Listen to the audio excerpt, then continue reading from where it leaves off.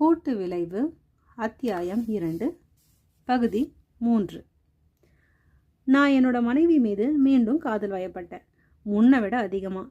ஏன்னு கேட்குறீங்களா? வெளிப்படையாக அவகிட்ட தெரிஞ்ச பண்பு நலங்களுக்கு அப்பால் நுணுக்கமாக அவளிடம் புதையண்டு கிடந்த, அதுக்கு முன்பு நான் கவனிக்க தவறி இருந்த குணநலங்களை அப்போது என்னால் அவதானிக்க முடிஞ்சுது. அவங்களோட இருந்த சிறப்பானவற்றை கண்டுபிடிச்சு அவத்தை பாராட்டவும் அது குறித்து நன்றியுணர்வு சொல்லவும் நான் மேற்கொண்ட முயற்சி என் இதயத்தை நிரப்பிச்சு. அதன் காரணமாக எங்களுடைய திருமண உறவை நான் அணுகிய விதத்தில் குறிப்பிடத்தக்க மாற்றம் ஏற்பட்டுச்சு. என் மனைவியும் அதற்கேற்ப சிறப்பான முறையில் எதிர்வென புரிஞ்சாங்க. இதனால் நான் என் குறிப்பேட்டில் எழுதி கொள்றதுக்கு அதிகமான விஷயங்கள் முளைச்சிச்சு. என் மனைவி என் வாழ்வில் இடம் பெற்றிருப்பது குறித்து நான் ஏன் நன்றியுடையனாக இருக்கிறேன் அப்படின்றதுக்கான காரணங்களை பதிவு செய்ய தினமும் வெறும் 5 நிமிடங்களை ஒதுக்க நான் மேற்கொண்ட ஒரு தேர்ந்தெடுப்பு எங்கள் திருமண உறவை நினைச்சு பார்க்க முடியாத விதத்தில் உயர்த்துச்சு. அது மேலும் மேலும் மேம்பட்டு கொண்டிருக்கவும் வழிகோலியது. என்னுடைய இந்த அனுபவத்தை நான் என் நண்பனுடன் பகிர்ந்து கொண்ட போது அவனும் தன் மனைவி குறித்து ஒரு நன்றி குறிப்பேட்டை உருவாக்குவதுன்னு முடிவெடுத்திருந்தான்.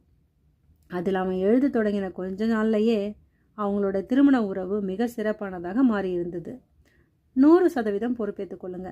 நாம் எல்லோரும் சுயமாக உருவாகிற நபர்களாம். என்றாலும் வெற்றியாளர்கள் மட்டுமே அப்படி சொல்லிக்கிறாங்க.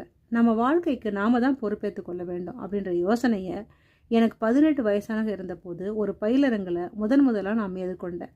அது என் வாழ்க்கையை முற்றிலுமாக மாற்றியது.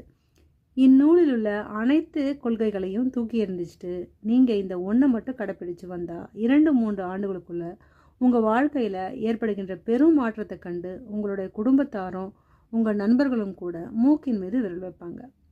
அப்பயிலரங்க நடத்தி கொண்டிருந்தவர், உறவுகள் செழிக்க வேண்டுமென்றால் அதில் உங்களுடைய பொறுப்பு எத்தனை சதவீதம் இருக்கணும் அப்படின்னு கேட்டார். 18 வயது காளையாக இருந்தேன்னா எனக்கு எல்லாமே தெரியும் அப்படின்ற நினப்பில் இதில் என்ன சந்தேகம், அந்த உறவில் இருப்பவர்கள் இருவரும் ஆளுக்கு 50% பொறுப்பேற்றுக் கொள்ள வேண்டும் அப்படின்னு உளறி கொட்டினேன். உறவின் மேன்மைக்கு இருவரும் சமமாக பொறுப்பேற்றுக் கொள்ளவில்லை என்றால் கூடுதலாக பொறுப்பேற்றுக் கொள்பவங்க மற்றவங்களை சுரண்டுவது போல் ஆகிவிடும் அப்படின்ற ரீதியில் என் சிந்தனை ஓடிச்சு. தொடர்ந்து கேட்போம். நன்றி.